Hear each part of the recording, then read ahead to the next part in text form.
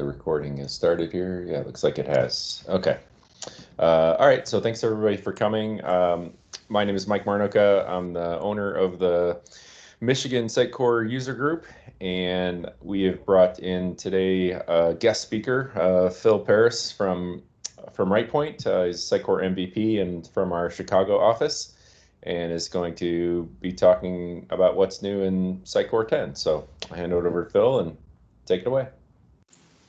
All right, thanks, Mike. Yeah, so on this first slide, I have 9.4 crossed out. There were rumors that it was supposed to be called, this latest release is going to be 9.4, but then they bumped it to 10 to kind of make a bigger splash. And I think it's deserved. There's a lot of good things that we're going to talk about here.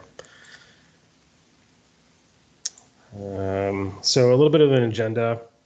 I'll give an intro of myself. We'll go over some of the Sitecore goodness, and then I'll do a quick demo of the new serialization technology that Sitecore has built. So I'm Phil Paris. I'm the director of CMS and web platforms in Chicago. I've been with Rightpoint for over 8 years. Sitecore Technology MVP 2020, and my blog is bydium.com. So some of the overall themes for this newest release, they've focused a lot on new updates and enhancements. A lot of it has been developer centric, although there are a lot of content author, kind of experiential things that they've improved on as well. One of the biggest things is the kind of the dev and the deployment options, which we'll see here right away, and then an increase in usability and performance. So they're trying to make things faster, especially with the shift to .NET Core. So kind of one of the biggest announcements that they have is that they have official support for Docker, Kubernetes, and image repositories. So I'm going to get in the next slide. I'll get into a little bit more about what Docker and Kubernetes are. They also have upgraded SIF to now. This is the Sitecore installation framework to 2.3, and they've also released a new version of the Sitecore install framework to support Sitecore 10. So the Sitecore installation SIF and the Sitecore install framework are generally used for kind of local installs and VMs. I believe SIF can be used in app services as well, but kind of the paradigm for Docker and Kubernetes and image repositories is brand new for Sitecore. So this is an example of what the Sitecore installation assistant is. This is the graphical user interface that allows you to install Sitecore locally. It was around for previous versions as well. 9.3 had it. I actually ran through this process for Sitecore 10 on my local VM, and it was very smooth. It worked as I expected pretty well. So containers. The big news here is that there's now out-of-the-box support for containers. For XP10, you use a Docker Compose to develop in workstations. Sitecore is also providing non-prod images for Solr, Redis, and SQL Server. So essentially, you can get your entire development environment working with, an image repository for the container. XP10 uses Kubernetes for production environments. And then the expectation is that, from Sitecore is that you extend the specification to suit your needs. So how Kubernetes is actually, configured, you would change that for whatever you need for the experience platform. There's a lot of documentation that can be found at these URLs. It's kind of the source for a lot of what I'm presenting here. I'll be the first to admit that I'm not an expert on containers. Containers have been around for a little bit, but I haven't really had to delve into them yet. But this change is going to force me to delve into that, and probably force a lot of others as well. I think the development paradigm is going to change. We're going to start using containers more. Some of the benefits, it's lightweight. You don't need to install a VM. You're not installing Sitecore locally anymore. You get these image repositories, and it's kind of just like it just works.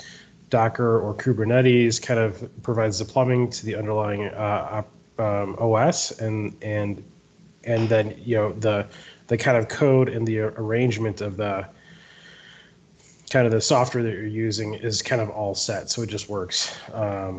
It's kind of like voodoo magic, if you will, but there's a lot of benefits to it.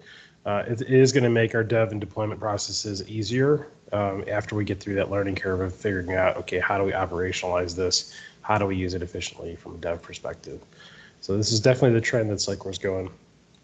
And it's a good one, and I'm excited about it. So a word on the .NET Framework and .NET Core, kind of just like a public service announcement.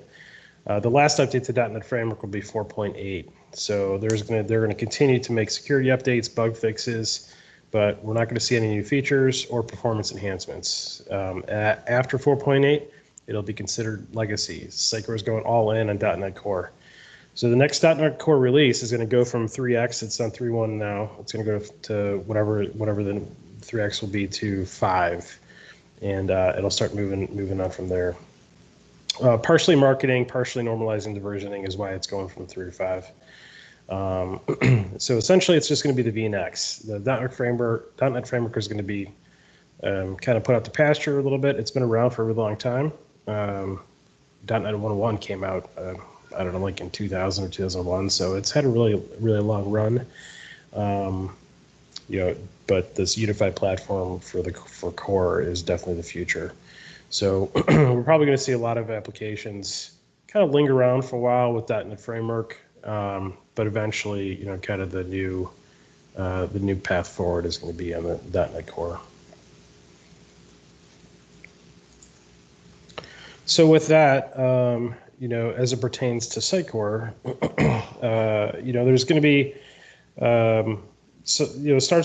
parts of the framework still depend on the .NET Framework. Still, parts of Sitecore still depend on the .NET Framework.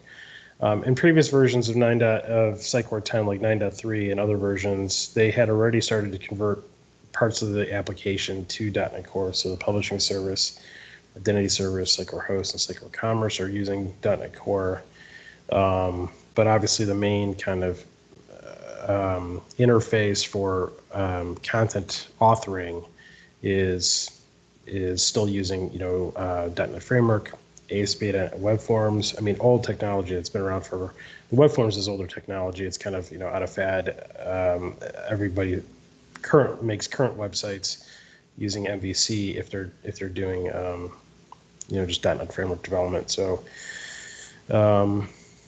there's some changes that need to happen. Longer term strategy for Sitecore is to move the rest of the development to .NET Core, and more emphasis on headless development, which we'll see in a second. So, Sitecore is going to be incentivized to upgrade their platform, make changes to it, and move it off to .NET Framework. So this is another big one, and one that I'm personally really excited about, this headless ASP.NET Core development. So they've released this new SDK for headless development, and essentially what this is there's this .NET Core rendering host that runs on your deployed web server. And this rendering host has a couple layers in it that talks to the CMS via JSON API requests. So there's an example here of some code that was provided, and then there's obviously a bunch of documentation out about it now. The release for Sitecore 10 has been really great because as soon as they released it, the documentation was right there and you can go dive in. So it's been really good. So the next few slides will cover a little bit more in depth here. So from a development perspective, if we look on the right here, we've got your Sitecore instance. The Sitecore instance it has these headless services on it.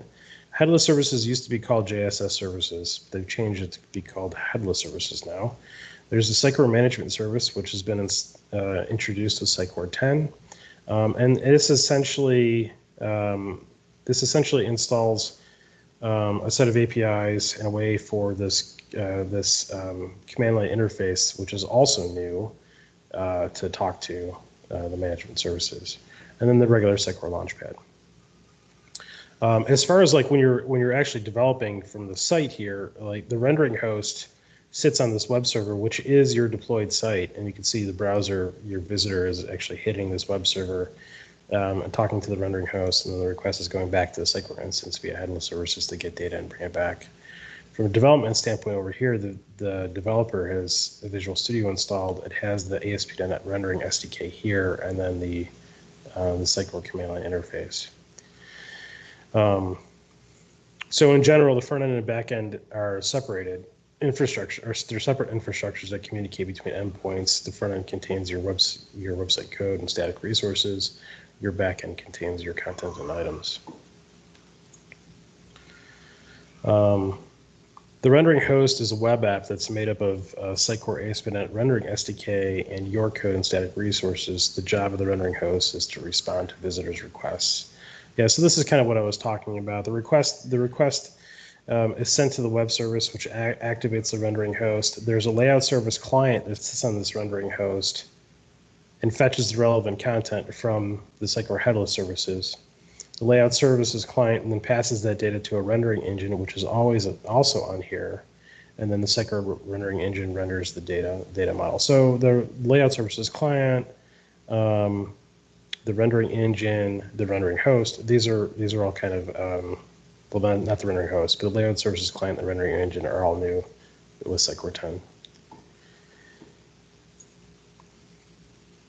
And a little more in depth here about the rendering host. There's the layout service sits over here, and the client is here. So this is how we're communicating via JSON. And then the rendering engine, is what's actually rendering the data that the layout service client gets. So it makes sense. There's still support for the JSS, from a JavaScript framework. The JavaScript frameworks that they have in place kind of do the same thing, but this is for regular .NET Core development if you wanted to use that instead of JavaScript front end. So. And they both use the same headless services.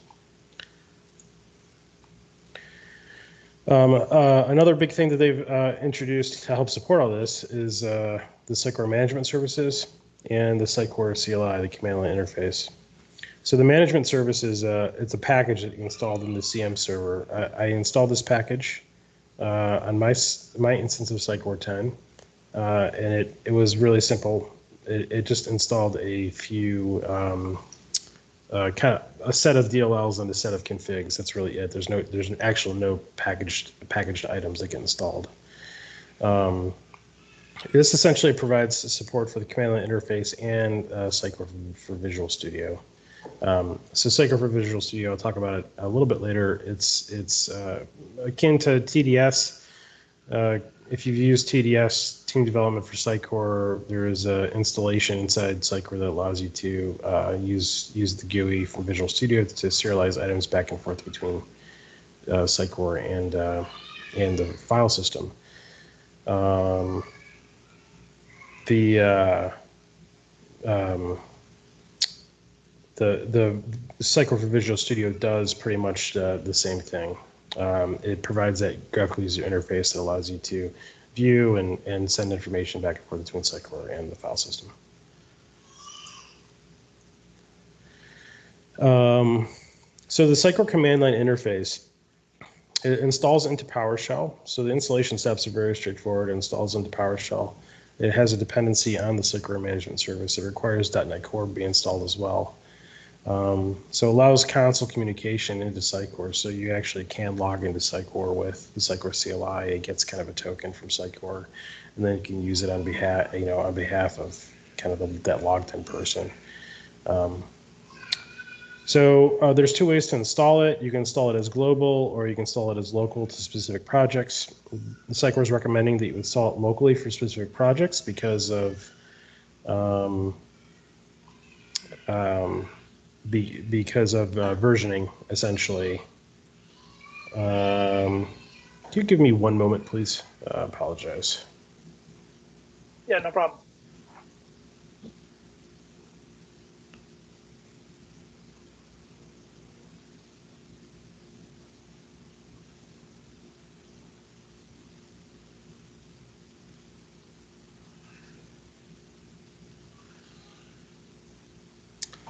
Okay, thank you. So the way that we install the CLI essentially, or the way you use the CLI is you do this to change directory in PowerShell to the project folder. You create this new tool manifest, then you install the Sitecore CLI with the source here. So I'll go over an example of this. It's very straightforward to get working inside your project. Some of the options from the command line interface. This allows you to log in, and then you have to actually init the project. So when I went through this, I was kind of following the steps. Didn't make a lot of sense the way that they had it organized in the steps in the documentation. But what I gathered was that I had to init the project first, and then I could log in. I'll go over that in a demo as well. But I'm not sure if I actually stated this before. The kind of the point of this command line interface and these commands here, it allows you to do that serialization of that content. So they're going to build on this in the future, but the main focus of this right away is the actual to support the serialization of the content back and forth between Sitecore and the file system. So there's a couple different things that you can do here. I haven't explored a lot of this yet because it is so new. But again, I'll show you this via a small demo. So content serialization, a little bit more on this and how we configure it. So the content is serialized in and out of Sitecore via this new Sitecore content serialization system is what they call it. You can include items, you can exclude items, and there's other operations that you can perform on it. The way that the way the information is stored in the file system is in YAML, as opposed to kind of generic text files that they currently use. And they provide a default path for where the serialization content lives. So an example of the project configuration file, the Sitecore.json, every project has that. It's based on a schema. The modules listed there are kind of instructions for, the modules hold the rules. So the modules are kind of instructions that you could use, from a Helix perspective, each Helix feature and project could have a module. There's a couple other variables that you can add in here. Variables that the SES looks for are, max item, relative item path length, and the serialization path. So this also does take into account that the path of the item inside Sitecore might translate to a path that's longer than the file system can handle when it's actually serialized. And so this will automatically start to hash kind of the file system path for you if it starts to recognize that things are too long, which is pretty convenient actually. That's happened to us a lot in the past, and so that helps greatly. So there's two types of serialization that can happen. There's manual and automatic. Manual is when you want to push and pull content items on demand.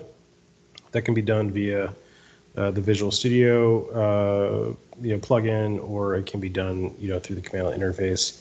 Automatic is kind of when items get serialized automatically when they're created or updated. So kind of like a monitoring tool, if you will. Excuse me. So there's includes and exclude rules. A little bit about the rules next. In this case here, we're providing the path inside Sitecore and the folder name to put that in. And this is essentially going to say, because there's no other instruction to say include descendants or children, it's just going to pull that home node. On the right here, there's other examples. So this is just going to pull the one node. Actually, oh yeah, the scope here. The scope is the interesting term here. This interesting variable. So in this case, legacy is ignored. For products, we're going to take items in descendants, and then everything else is going to be ignored.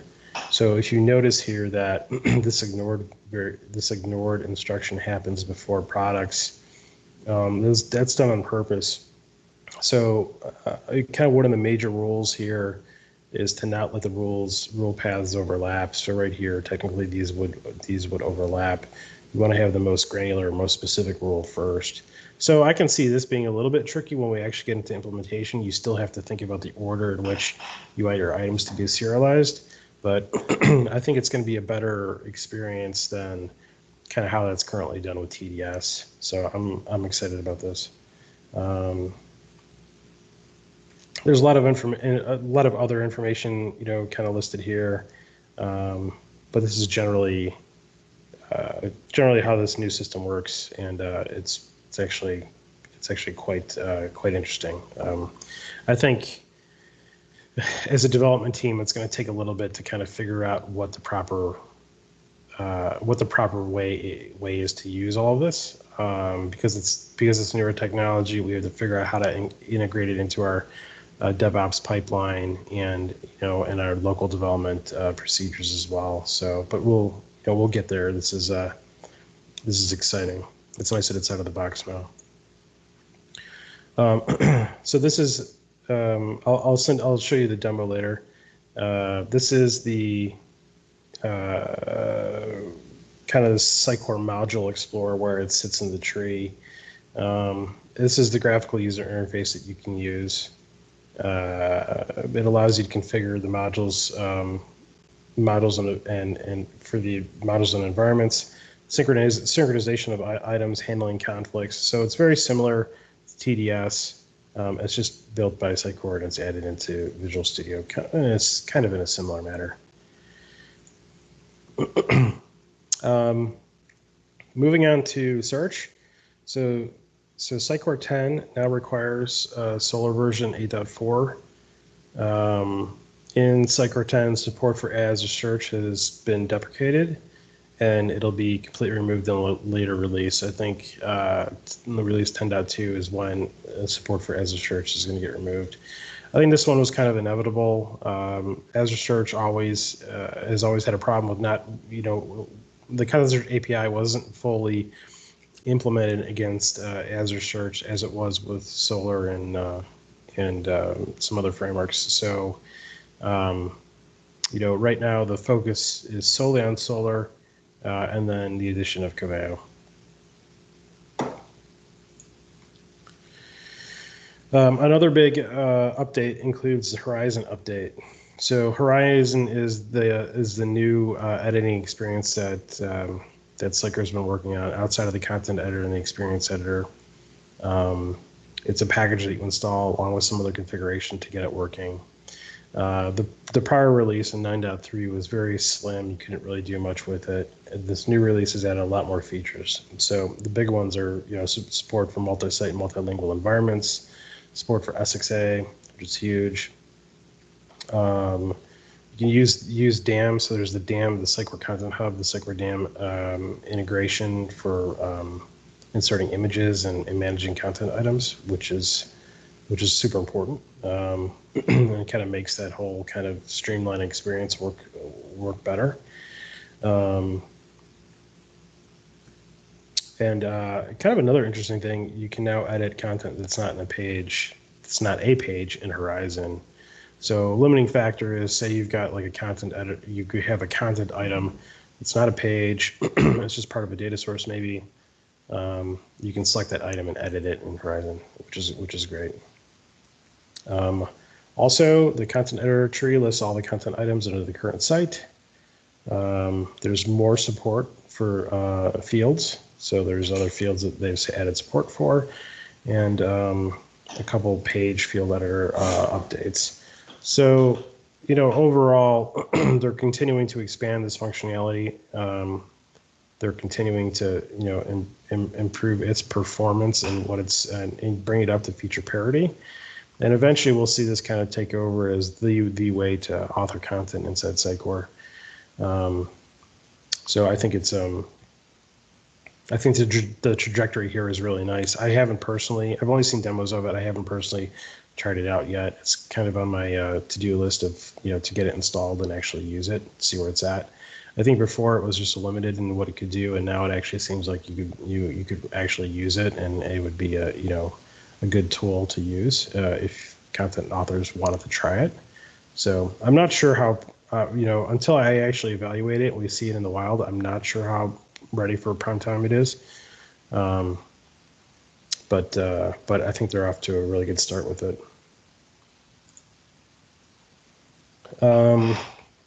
Another update that's kind of big is the EXM topology personalization rules. So before, if you were on the EXM topology, which essentially means you only get a CM/CD server, it's not at the experience platform where you get the analytics and reporting. There was no ability to do personalization with that. So what they added was in-session personalization. So information that they can gather about you from the session, they've added in the rules in this topology so that you can actually use those rules to personalize. So IP geolocation, campaigns, channels, dates, things like that. Kind of basic stuff, but it can still be helpful to use that to personalize. Probably the IP geolocation might be the best one here, but if you did respond to a campaign, I think that would be another one. It's pretty useful, I guess.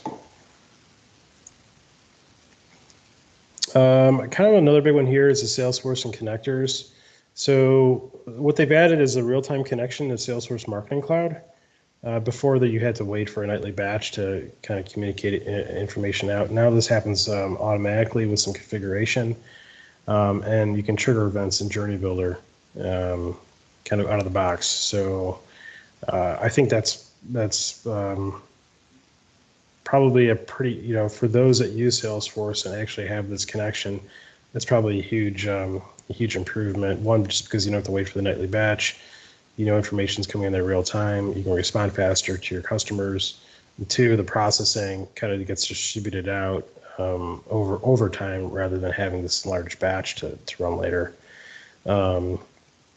They've also added additional fields to the CMP connector. So the Sitecore Content Management Platform is part of the Sitecore Content Hub. And it lets you manage content inside the CMP. So they've added some other field support, which is good.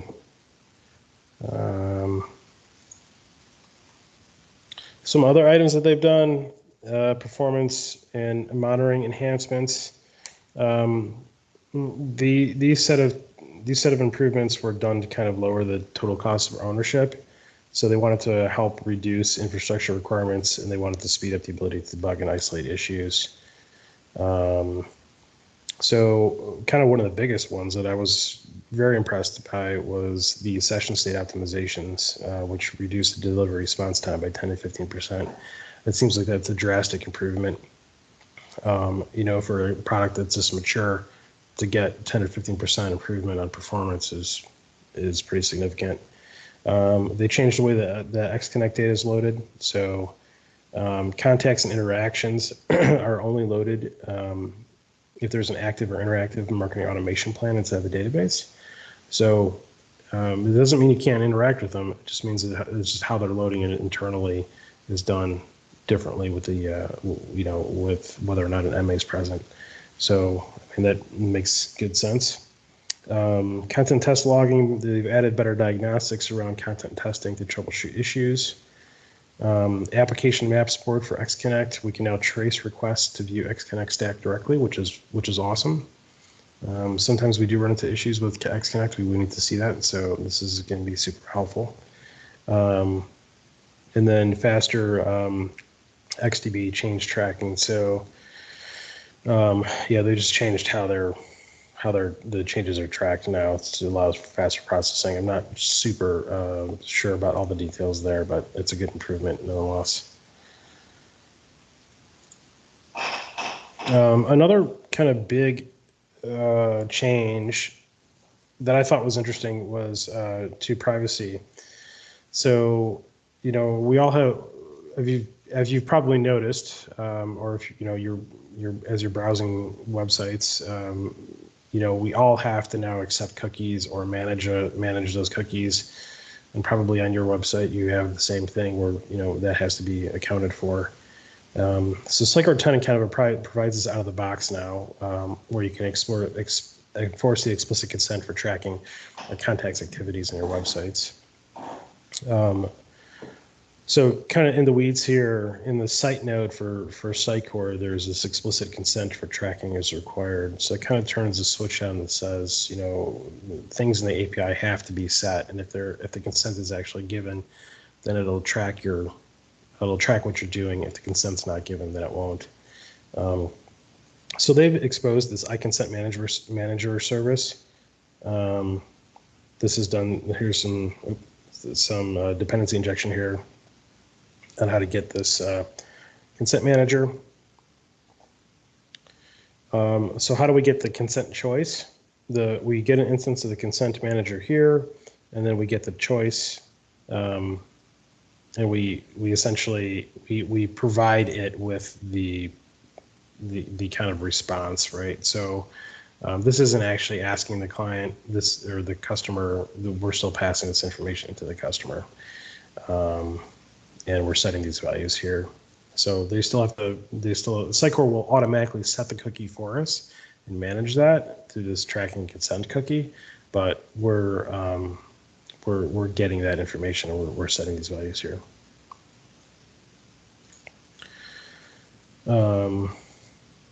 So the previous slide was to get the consent. So this is like it has consent. What is the current state for the consent? So this is the give consent. This allows us to, so the tracker writes the context consent choice to the consent storage using the iConsent storage service. So this is where we're writing that consent to Sitecore. And then once that's actually done, tracking gets started. So before we'd have to manage all this ourselves, but now it's built in. So this is very convenient from a development standpoint. And then there's a way to revoke consent. So so this contact manager and APIs is taking care of the interactions between the cookies and the tracking to manage all this for us, which is great. A couple other things here. So audience filtering and experience analytics. This is, if you have a lot of experience data, before the way that you could filter that information was rather difficult.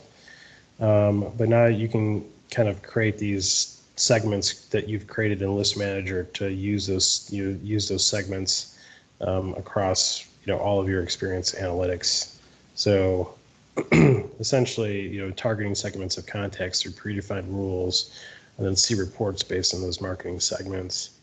So you can figure out who the people you're interested in, and then use those same queries essentially to look at their analytics data. And that's out of the box now, so it's great. EXM enhancements. They've added a couple other templates that are out of the box: left image block, right image block, image focus.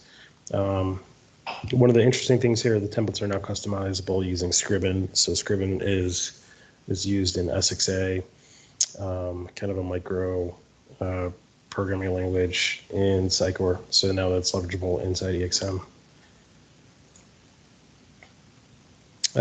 So marketing automation. A couple things here. They rewrote the code to more efficiently load the data from XConnect, which is, again, one of those performance things. And they've added a bunch of new rules centered around birthdays. And finally, one of probably the biggest ones that people have always asked for is to just be able to paste from Word directly into a rich text field. They added support for that.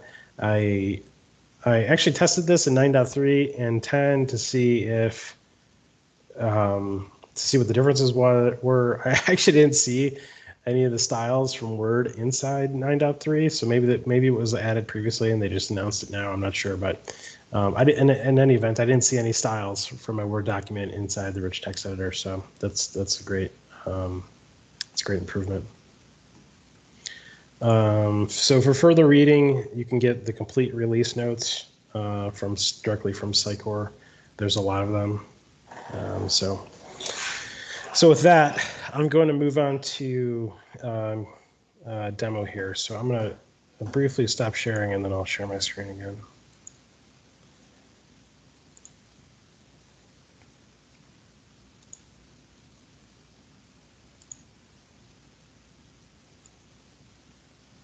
Okay. And actually, 1 second. Let's get my notes up.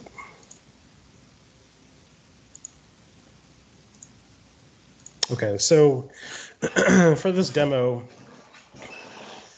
I'm going to demo a little bit of the Sitecore content serialization system. And what I've created in here is just a plain old MVC website. So the MVC website is listed here. This is kind of like be the starter of your Sitecore application, and there's the solution, the project, and the packages. So I literally just created this, haven't done anything with it. The first thing that I'll do is just navigate directly to this folder, the project folder, and I'm going to create a new tool manifest. This is a .NET Core paradigm.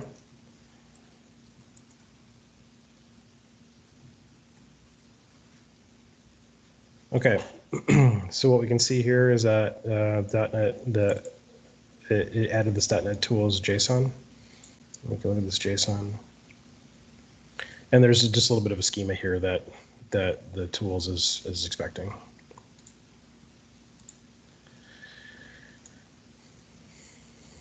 Okay, next I'm going to install the command line interface into this project.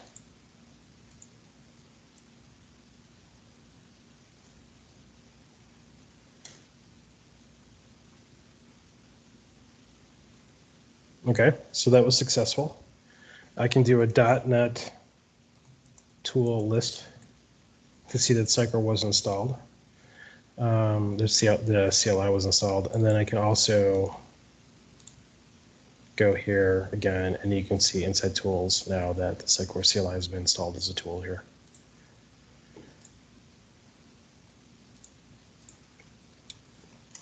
So now what I'm going to do is I'm going to knit this. So this is what I was talking about earlier about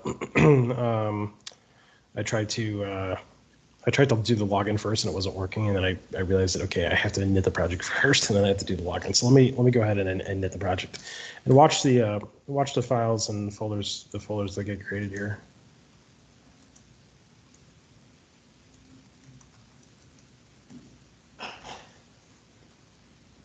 Okay, so they just added a bunch of stuff. It just added Sitecore.json, which is kind of the root of the project. And it has this is where the modules are. So the modules listed here could be kind of spread it throughout your Visual Studio solution. So if you're using Helix, you've got all these features and foundations. These modules can be pulled in from all these other locations in order to kind of facilitate the moving of those items between each of those projects. It's a Helix paradigm. If you're not familiar with Helix, it might be a little bit lost on you, but if you understand Helix, then you probably get what I'm saying. So what I'm actually going to do is switch that. Yeah, so I'm going to go to another project here. And if I go, I'm going to create this. So I'm just going to copy it. It's easier for me to just copy it like this. So the project module here is kind of the instructions for what we want this to do. And inside here we have the includes. So I'm arbitrarily just going to sync in some data that's coming from these specific paths. And it's going to create folders here. So it's going to create a folder called content, and then templates, features, EA composites, and then templates, foundation, EA geospatial. These are just templates that were in Sitecore that I just randomly picked these folders. And then and then it's going to create this content item, this home item here. One thing to note is that a namespace for this is required. So as a module pertains to, a certain project file, the namespace for this probably logically should be what that project file is. If it's a feature project or a foundation project, what the actual name of it is, to get uniqueness.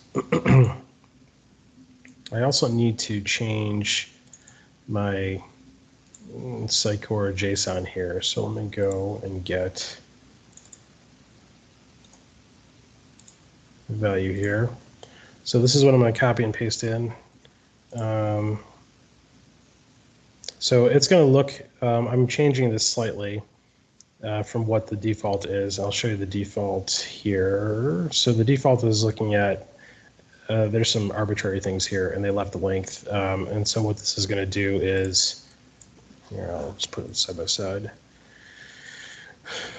So the schema file is the same. I'm changing the location of where I'm pulling in the modules, and I'm adding in the serialization path here. So it's gonna, when we do the serialization, it'll put it in this folder as the root. So let me get rid of this. Save that. Okay, so we already did the init, created the project module. Let's go ahead and do a login. So in order for this to work, in order for the CLI for this project to be able to communicate to my instance of Sitecore 10, we need to log in. And so I'm gonna do this method here. Login. Oh, the authority parameter. Yes, sorry, I didn't copy all of it. We have to tell Sitecore, the CLI, a couple things. We need to tell it the URL of the identity server, and then what the CM is that we're trying to log into. Let's try this.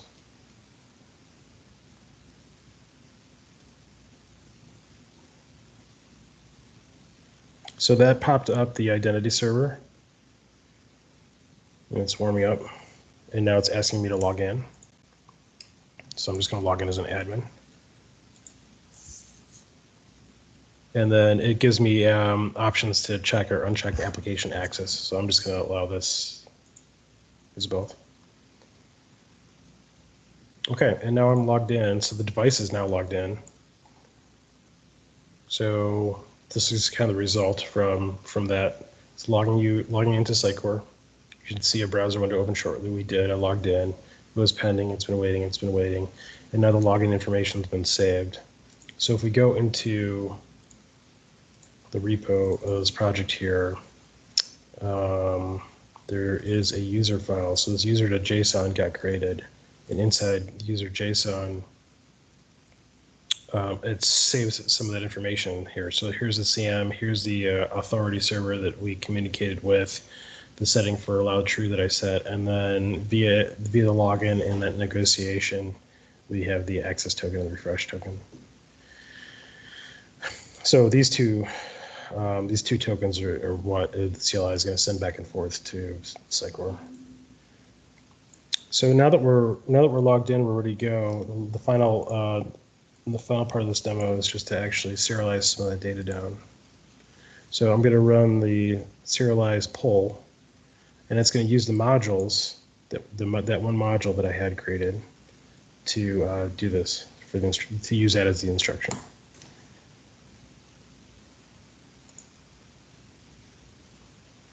So the serialization folder got created. These folders got created. There should be some output here, so it might still be working. It probably reads this from the because it happens so fast. It probably reads it just in the module file to create that. Let's see if there's any information here. There's no YAML here yet, so my instance might be not warmed up. It could take a while. Just give it a second.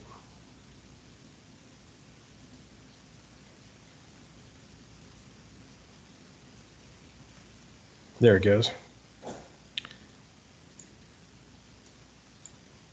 So it gives you a list of all the items that it discovered, and it serialized down. And then we can look inside here and see that, oh, okay, there's that home content item. And this looks very similar to the kind of the serialized items that you would get out of TDS that's stored in your local file system.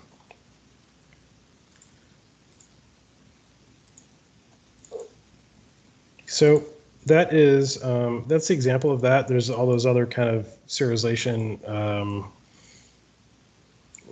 instructions that you can give it with the includes and excludes, and then what you can that you can do diffs and all kinds of other things with it with the CLI. So that's my little demo on this. Does anybody have any questions about anything I presented?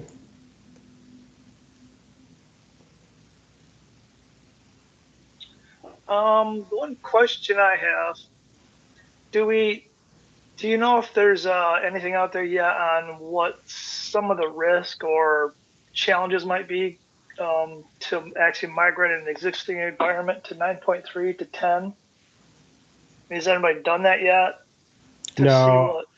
Yeah, I don't think anybody's done it yet, just because 10 just got released August 4th. So, but the migration path is going to be fairly straightforward if you're on 9.3 to 10. It should be relatively easy.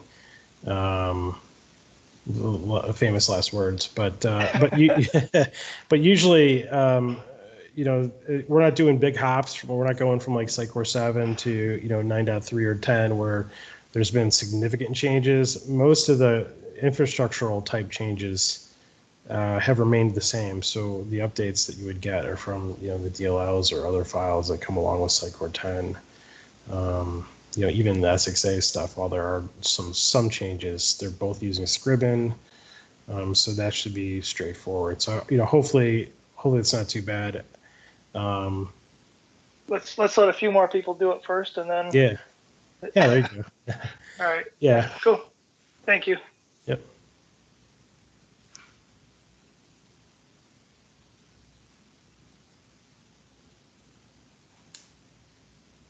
And anybody else?